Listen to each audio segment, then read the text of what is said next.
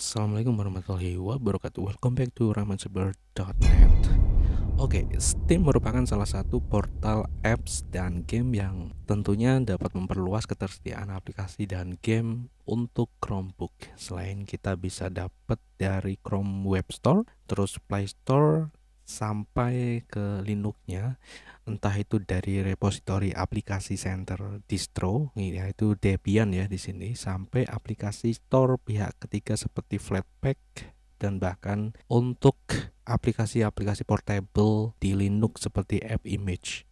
Nah, lalu apa saja sih yang perlu kamu ketahui tentang Steam ini? Beberapa hari yang lalu kita sudah membahas tentang Steam di sini, bro. Jadi di Chromebook ya, dan beberapa juga kita coba untuk menjalankan di Chrome OS Flash. Nah, di sini kita merangkumkan beberapa hal tentang Steam di Chromebook, bro, yang kita temui. Lalu apa aja sih yang perlu kamu tahu tentang Steam ini?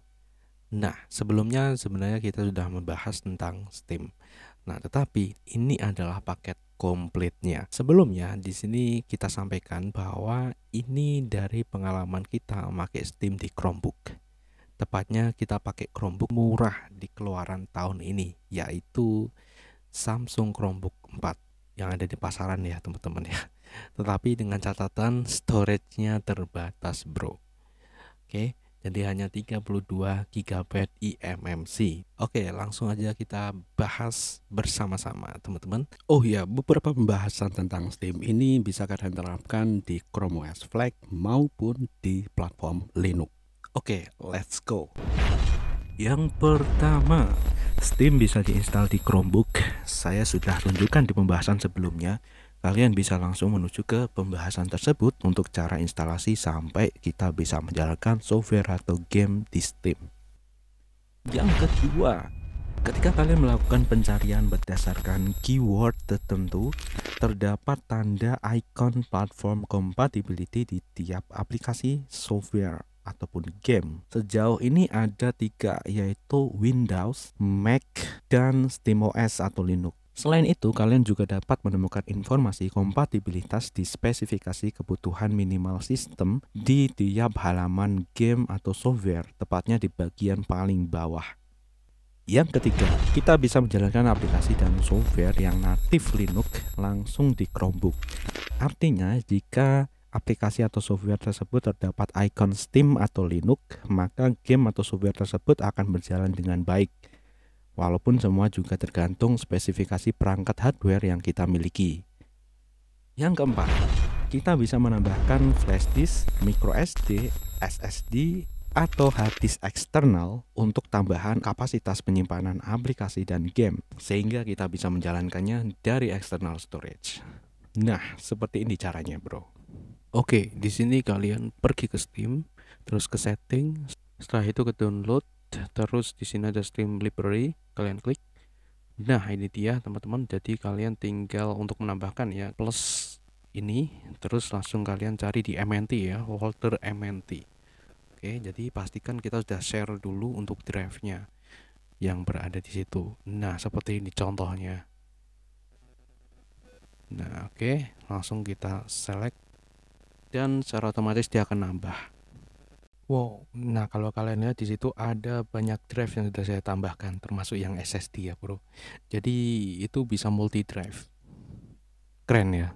Yang kelima, secara default, Steam di Linux tidak bisa download dan menjalankan software yang hanya support di platform OS Windows maupun Mac aja. Yang keenam, di Steam kita bisa memindahkan aplikasi atau game dari internal storage ke external storage. Kalian bisa memindahkan dari settingan global Steam, tepatnya di bagian Steam Library, bagian download, maupun di bagian settingan software atau game yang ingin dipindahkan.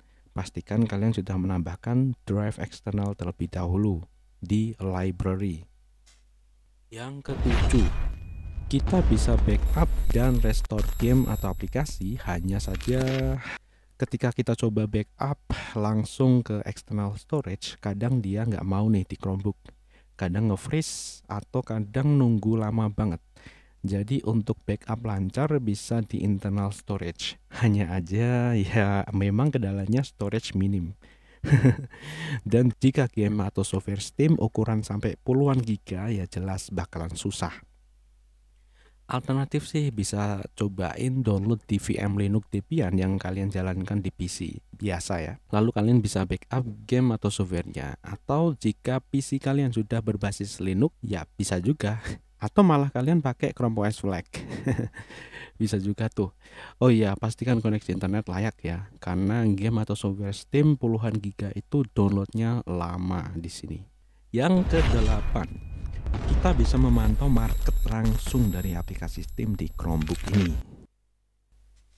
Yang ke-9, kita bisa menjalankan beberapa software dan game yang hanya bisa di platform tertentu. Misalnya aja game atau software tersebut hanya tersedia di platform Windows, kita bisa menjalankannya dengan bantuan layer compatibility dari Steam yang bernama Proton.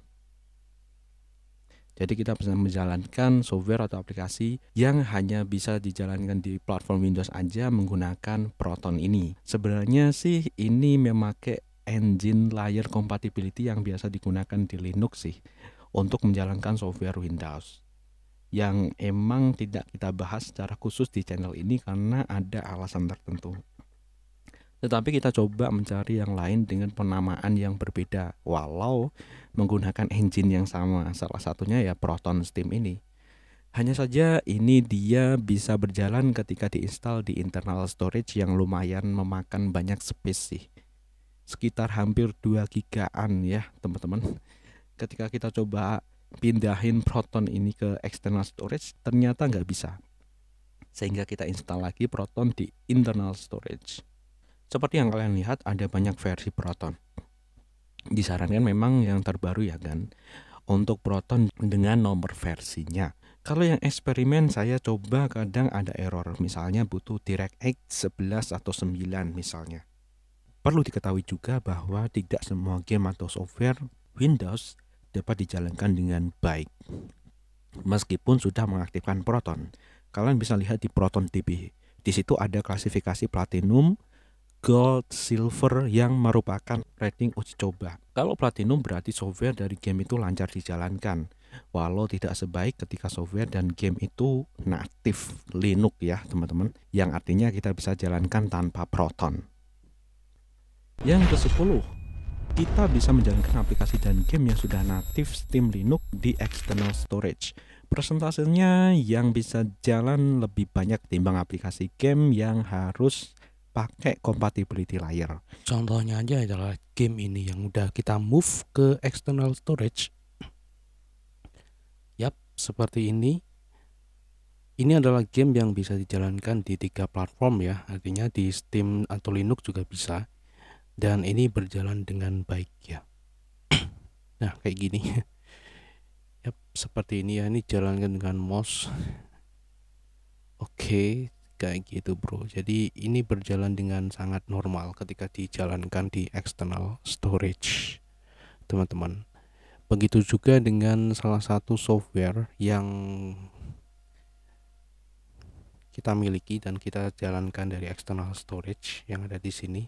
Ini juga bisa Steam atau Linux ya teman-teman. Ini untuk aplikasi ya teman-teman. Kalau tadi kan game ini untuk aplikasi, dan ini juga bisa berjalan dengan baik.